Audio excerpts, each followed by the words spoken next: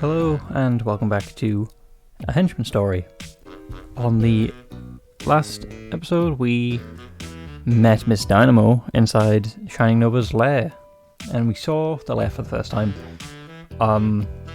We had a bit of a scuffle, as you would expect.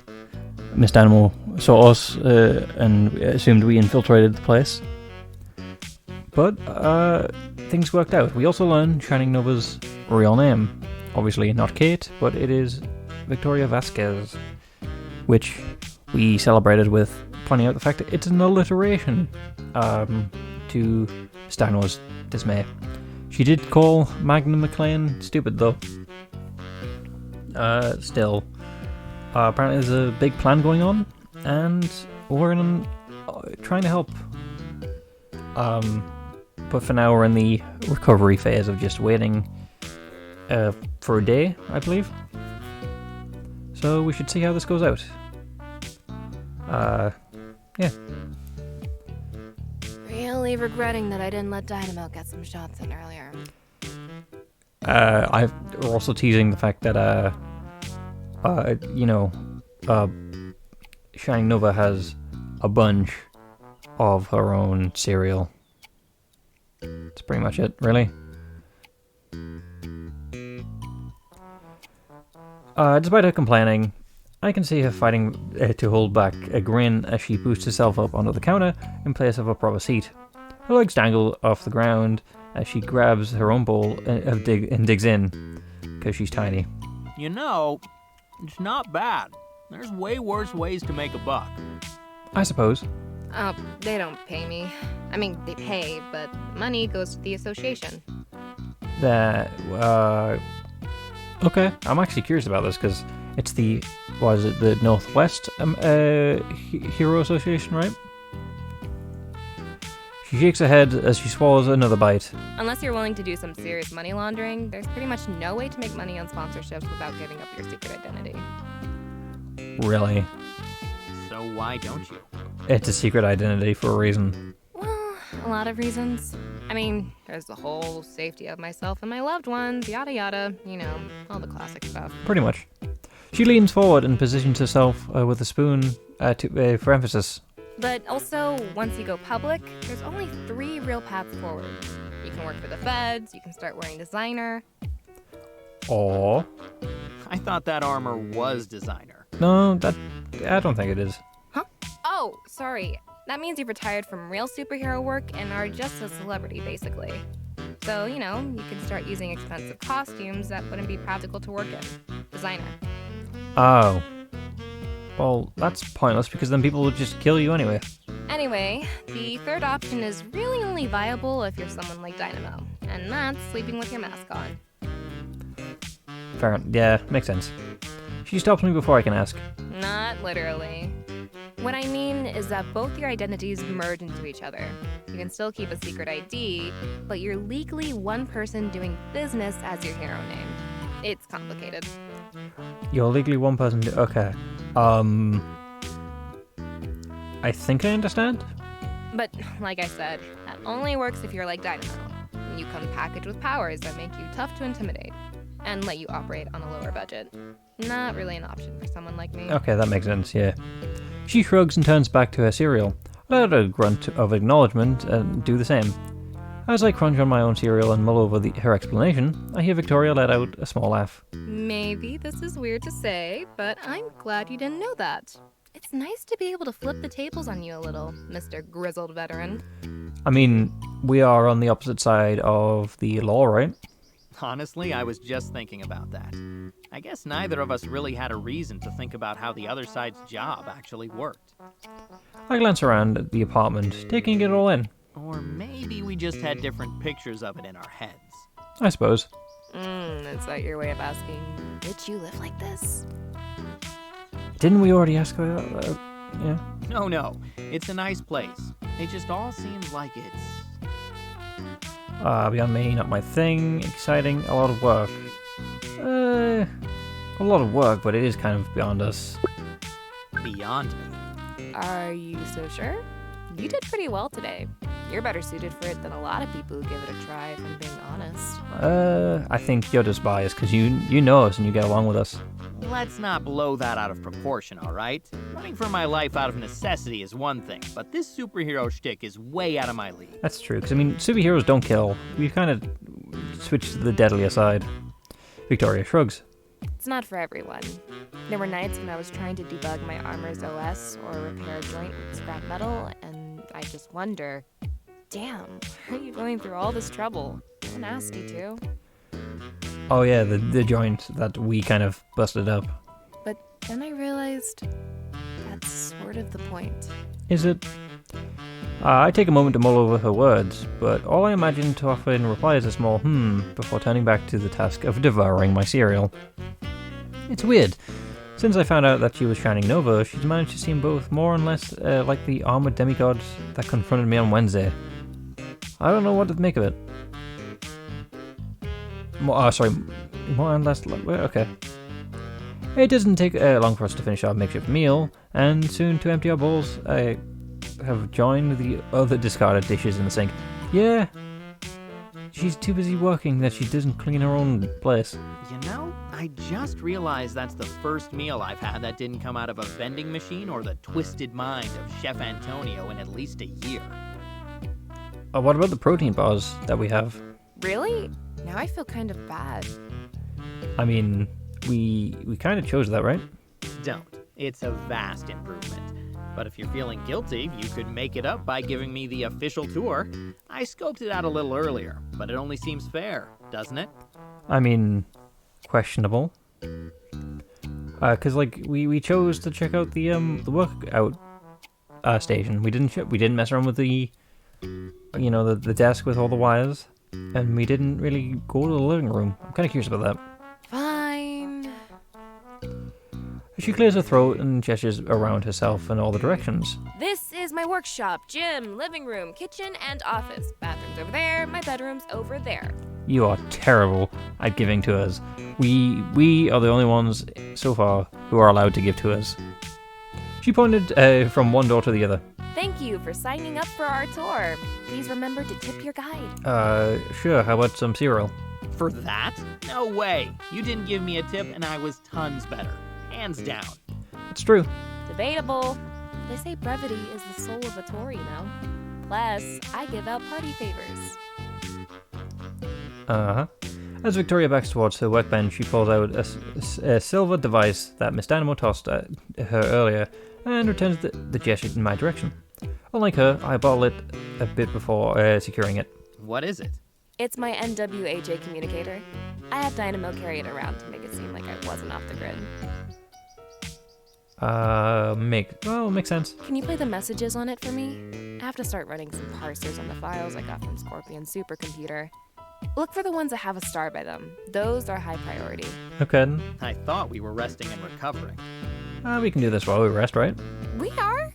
Relative to what we could be doing, this is very restful. Yeah, pretty much. I shake my head, but activate the device nonetheless, as Victoria hooks up the data drive to one of her computers.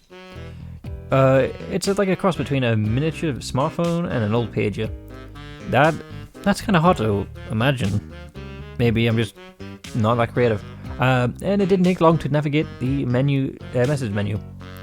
Even though it looks like there are numerous missed calls, there are only 3 messages, all with different senders. Nightingale, Mr. Fluke, and MM Android. None of them have a star Nova mentioned.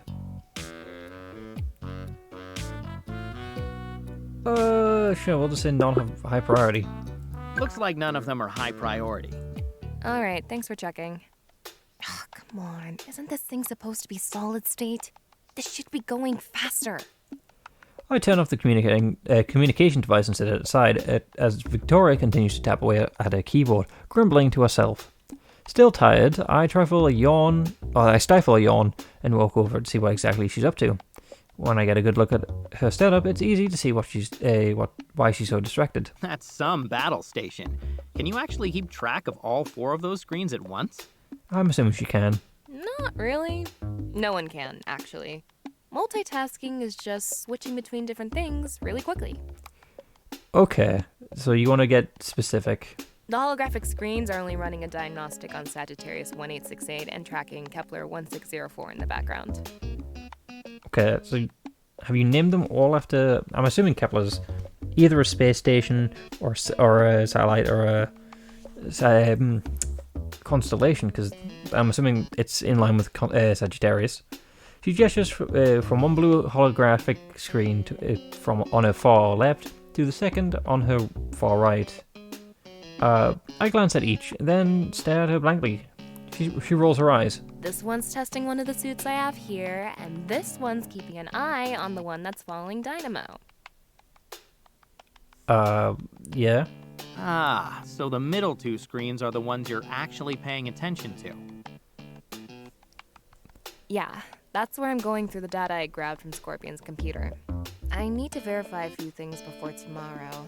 Could take a while. There's a lot to go through.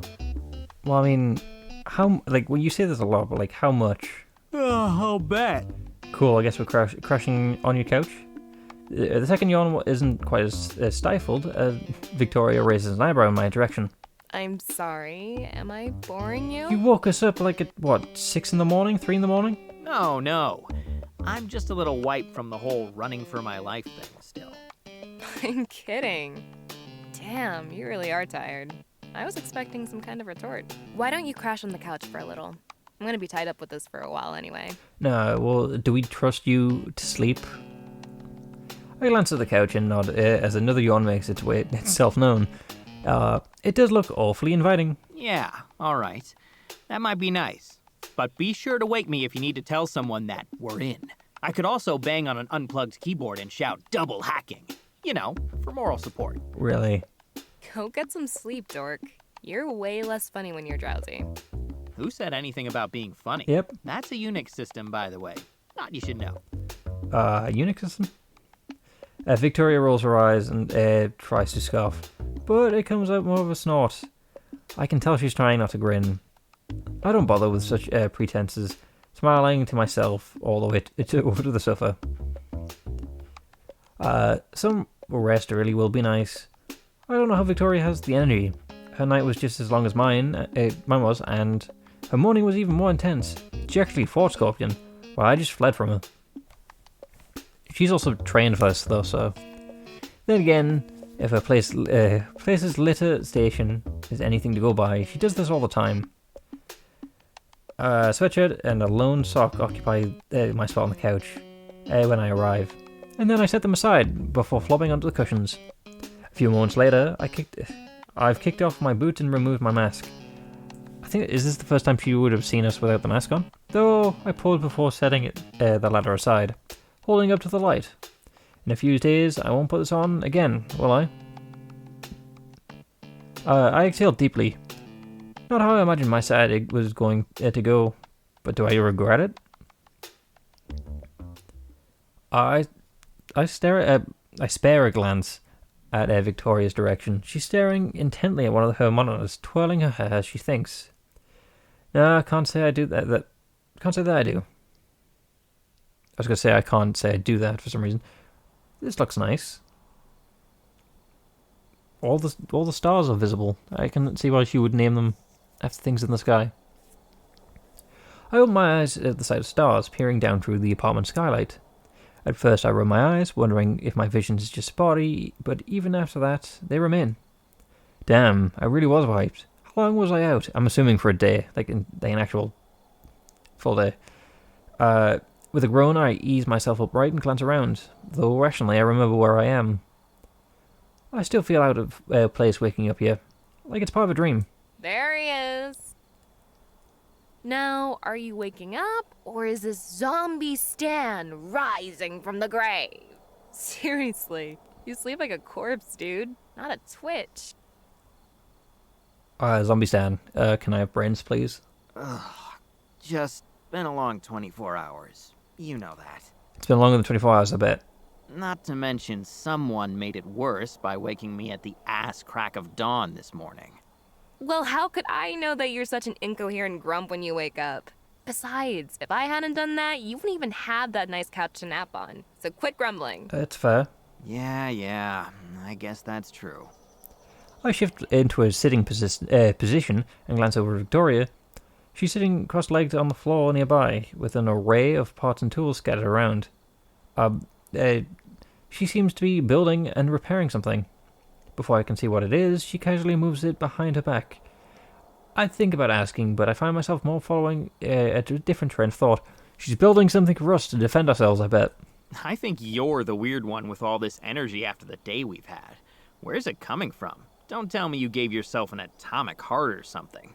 No way. Miss me with that cyborg stuff. That'd be hard enough even with a well-funded team, much less operating on myself like some kind of back-alley cyberpunk surgeon. Yeah, that's kind of... Well... Also, technically, a cybernetic heart wouldn't have anything to do with sleep, so... Yeah, it's all in the brain, isn't it? Yes, well, technically, actually, indubitably, you're too intellectually superior for sleep. Oh, shut up. I'm just used to it. A good 4-ish hours of rest and a jug of caffeine is all I need to keep my engines purring. And that's not healthy. That's gotta catch up to you sooner or later, though, right? Maybe, but I've got all my chips on later. As for now... Victoria pops up from the floor, still concealing the item she was working on. Briefly, she tries to sweep the remaining tools and parts under the coffee table with her feet. It doesn't really work, but I pretend not to notice. I hope you're feeling rested. Absolutely not. Because I've got something cool to show you. Come on. Okay, are we heading over to the table, or is it the thing behind you? Victoria starts walking backwards, and a spring in her step, and her hands hidden behind her back. She looks like she's fighting the urge to skip. You're making me nervous with all this enthusiasm. Is this some kind of prank? Wouldn't be surprised. Oh, come on. Would I ever deceive you? Actually, don't answer that. Yep, because you know you have. Just get your butt over here. You'll like it. I promise. Ooh, keep holding the promise against you then. She beckons me over with one hand while the other continues to keep her surprise out of sight. With a sigh of resignation, I start to follow her across the room. When we take down Madam Scorpion, Dynamo and I will do most of the heavy lifting. But there's still a good chance that you'll have to enter a combat situation. Or, at the very least, need to defend yourself. It looks like I was correct then. Honestly, after seeing you in action, I can say you're a cut above your average mook. But this is going to be a lot tougher than you're used to. They'll have the numbers, and then there's Scorpion. Yep. They also have Dave. We come to a stop in the apartment's home gym. It's padded the floor beneath our feet. Oh, she's gonna beat us up. Is this leading to a sweet martial arts training montage? Because if so, I have a few suggestions for the soundtrack. What are your thoughts on synthwave post-punk? Stan hasn't realized the fact that this will mostly involve us getting knocked to the floor. What, in a day? Oh, hell no. Your footwork alone would take months to correct. You do this weird tippy-tap thing like an excited dog, and, well, it's a mess down there. Okay. Sorry, that sounded too harsh. What I mean is that we don't have the time to upgrade your software. So instead, we're going to upgrade your hardware. Your basic... We're not a computer. Close your eyes. Alright, no way. Yeah. You really get a kick out of teasing me, don't you? I thought that was obvious. It's too easy with you. Is that a challenge? And now you're shaming me for being easy? That's not very forward-thinking for a superhero. Hey man, live your life. But before that, close your eyes, you doofus. Fair enough. Fine, fine. I close my eyes and let out a deep breath. I'm assuming, yeah. I hear Victoria slowly sweep... not even what the word is. I hear Victoria slowly step forward. She's close, maybe a step away when she finally stops. For a second I hear and feel nothing but my own heartbeat. Then I feel her fingers graze the back of my left hand, hesitating just for a moment before gently grabbing it and guiding it upward. What are we getting? The gun thing she had? Hold your hand out, just like this, alright? Okay. All right. Her hand moves to my wrist, and I hear a whir of machinery as something cool and heavy is slipped over my hand. Are we getting like a Iron Man's blaster, I believe, or like a pulse blaster, I think it was called. Even through my glove, I can tell it's metallic. Victoria guides my arm through the mysterious object. By the time it stops, Victoria's hand is on my elbow and the metal object is enclosed in my forearm. You might feel a pinch. Don't say it's going inside our skin. I'm assuming it just got, yeah. So it's a glove that's tightened, I'm assuming, hopefully. The metal object, it just clamps down tighter, but thanks to Victoria's assurance, I resist the urge to flinch much. There. Okay, you can open your eyes. Fair enough. We've actually got a weapon.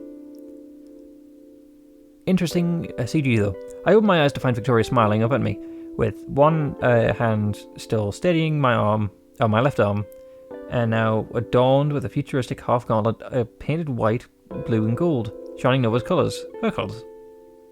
Well, how does it feel? Heavy, most likely. Snug, but not too tight. Honestly, it's, well... Perfect, right? I don't know. I rotate my arm to inspect the other side, but the gauntlet doesn't shift or rattle. It's like a tailored suit. Yeah, perfect. How'd you do it? I got your measurements while you were asleep, obviously. See, this is why we don't trust people when we sleep. Right, obviously. I turn my attention away from the gauntlet and look at her in the eye. Thank you, Victoria. I mean it. You're welcome, Stan. The silence hangs. Victoria opens her mouth to speak, but only a sharp breath comes out. 3 heartbeats pass before she finally tears her gaze away from mine, abruptly fusing over the gauntlet. Not fusing. Anyway, this isn't just a piece of jewelry. Not only does it bring out your eyes, but it's got a lot of practical functionality. Here, let me show you. What are we gonna shoot? She grasps the gauntlet in one hand and my bicep in the other, raising my arm so it's aimed upwards. The adjustment brings us closer, like we're practicing a dance instead. First, always aim with your entire arm, not just your wrist or forearm, and try to bring it to eye level when you can. Like this. Now, when you're ready, quickly touch your thumb to your middle finger, then your ring finger. Quickly touch your thumb to your middle finger. Okay. How are you supposed to do that with because Stan's got it in a fist shape. But how does it work with if it was like open armed? I'm assuming it wouldn't be. Middle ring.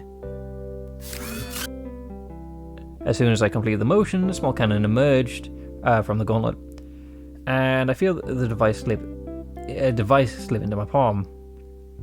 I twitch a little in surprise, but Victoria steadies my hand. Holy shit. Is this like one of yours? I would assume so. It's closer to the one I had this morning than one on my suit, but it still packs a punch, so be careful. That mechanism in your palm is the trigger. When you don't need it, you can retract it with the same finger pattern. Makes sense. Same pattern. That's middle finger, then ring finger, right? Stan, why you sound so sleepy still? We've been woken up by now, and we've been given a gun. I repeat the motion, and the cannon retracts. There you go, just like that. You're a natural. She looks back at me. Our eyes meet, and the silence hangs once more. This time, I lose count of the heartbeats that pass before either of us break it. There's more to show you. I'm assuming the information on the screen? Right, yeah, of course. We break eye contact and each take a step back. So, this might be a weird thing to ask, but do you remember what we talked about during that tour of Lord Bedlum's lair? Depends, which part? We talked about a lot of stuff, didn't we? Did you mean something specific? As we talk, I notice that Victoria was deliberately backed up several steps, though I'm not sure why. She's gonna punch us again. Yeah, actually, it was near the start of the tour. You told me where you went to college, and then... Did you? Right. Okay. So, it's the fan fiction then. And then we talked about your writing hobby, right? I still think it's cool that you'd give that a go, even if it's out of your wheelhouse. And even if you use the word orbs to describe your character's eyes in our SNS game. Oh, get over it. Eyes are round, orbs are round. It makes perfect sense. A lot of things around. Circles around. Though, that's 2D. But Spheres around. anyway, do you remember the name of the book I tried writing? The really awful one? Oh, no, it's a memory one. Yeah, it had the name of a moon in it, right? Something like Yeah, that's the the one. Lost Princess of Europa? So it's all sky themed, yeah. As soon as the words leave my mouth, the gauntlet hums with energy, and then a flash of light, a glowing blue shield bursts to life around it. Holy shit! Okay, that's cool.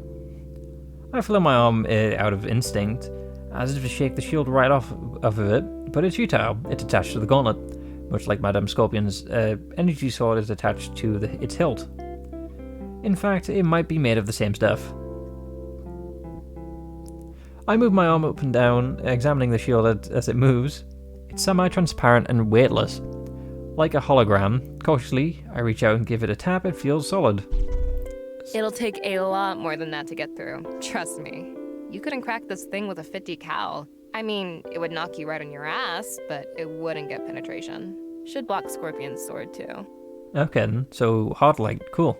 Just say those magic words, and presto! Instant protection. And if you say them again... Then it shrinks down. The Princess of Europa. The shield retracts back into the gauntlet. Wow, that's... I wasn't expecting it, but that definitely makes me feel a lot less, disposable. Okay, but what happens if we're in a situation where we can't speak? I lower the gauntlet and turn to Victoria. I can't believe she's just whipped this up for me. Even if... Wait, wow, can you use both functions at the same time? Like a shield and a gun? Even if you had some spare equipment lying around with all the to work with, it's impressive. More than that, it's just really nice. I open my mouth to say thanks, but Victoria stops me with a gesture. Don't thank me yet. I have one last thing to show you. Is it the information on the screen? She slowly steps forward and reaches her hand in the pocket. At first, I think it could be another gadget. When her hand emerges, it appears to be a small slip of paper. I know you don't really need this, but... An ID or something? She continues to step forward until she's as close as she was when she was teaching me how to use the gauntlet. Even closer. Only then does she show me what the slip... really? Only does she show me that what's on the slip of paper. A name tag with Stan written on it, really. I figured it was appropriate. She grins, peeling off the name tag with a flourish, and places it on my chest, right over the Henchman identification number. Yeah, I guess it is. Thank you. That is a nice sort of roundabout way to make this a joke. My eyes moved up to the name tag and stop on Victoria's. Wait, I'm assuming on her eyes, but yeah. I don't even bother counting heartbeats this time, but I do notice that her hand hasn't left my chest. I can't believe you did all this. And I really can't believe that you made the Princess of Europa the activation code for that shield. Stan, you idiot. She laughs, a mixture of mirth and mischief. Come on, I had to make something mildly embarrassing about it after all that "let me tell you something" rookie crap. Besides, that was really the first time we met. I mean, sure, we'd seen each other on the job, but that was when I felt like we met each other. Well, technically, we didn't, because we didn't even know your name. The lack of tranquilizers helped. That's also true, yes. Well, sure, but I usually don't talk about my writing hobby, and not just because it's, well, embarrassingly bad. Well, we don't know that. We haven't read it. It's just personal. Something that's mine as much as a secret identity. It helped turn me into who I am. So does Miss Dynamo know about it? But for some reason, I felt like I could talk about it with you, and you'd understand. Like we...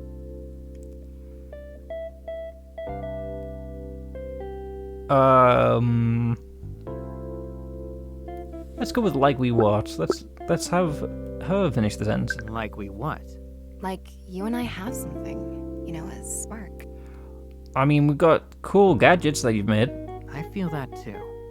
Her eyes light up, her smile widens, and she lets out a small, breathy laugh that's as mirthful as it is relieved. I knew you would. Then, in that case, This is the part where you thank me for your gifts. Thank you for my gifts.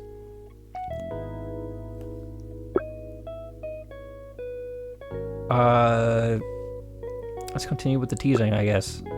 Solicitation is a crime, ma'am. Why do you care? Aren't you a villainous henchman? Ooh, she's got us there. Goddamn. Guilty. But I'm shocked to hear that from an upstanding hero such as yourself. Why, have I corrupted you, Miss Vasquez? Using her own name against her. We don't even have a surname. The glint of mischief in her eyes threatens to turn outright wicked as her fingers begin to creep her way up my chest. Giving yourself a lot of credit there. Good point. Oh, she bites her lip and as eases ever closer until she is just a hair's breadth away. A breath of a laugh escapes her as she at last grips my shoulder and her body presses it into mine. I'm expecting us to get flipped onto the floor. What if I was always a little devious? I mean, you kind of always were, weren't you? Slowly, she pulls herself towards me, and I feel her breath on my lips, and my eyes start to close. Wait, hold on. Slowly, she starts to pull back, leaving the breath from her words dancing on my lips. But nothing more. Her hands slide down off my shoulder with a sheepish smile and apology. She backs away. I think that's a good time to leave it there.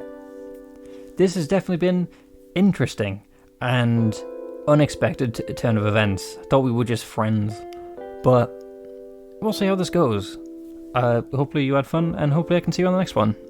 With that, goodbye.